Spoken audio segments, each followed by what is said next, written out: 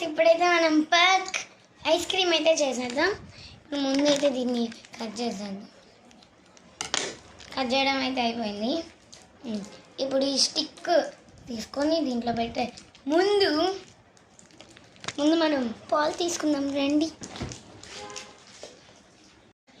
మనం ఈ చాక్లెట్లో పాలు అయితే పోసేద్దాం.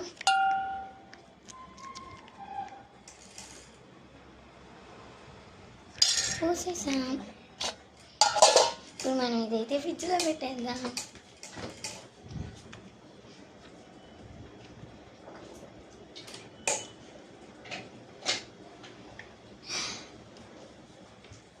పెట్టేసాం.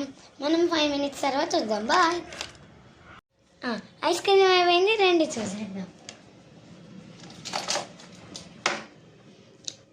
మన ఐస్ క్రీమ్ దీన్నైతే ఇప్పుడు కట్ చేద్దాం.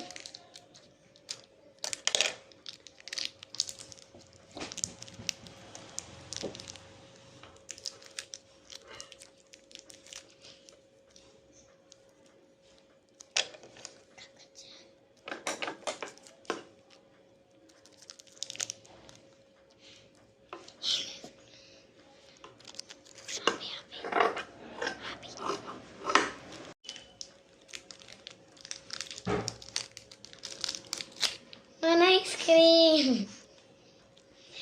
ఎలా నెక్స్ట్ ఏ చాక్లెట్ ఐస్ క్రీమ్ చేయాలో కామెంట్ చేయండి. ఎలా ఉందో కామెంట్ చేయండి. Bye guys.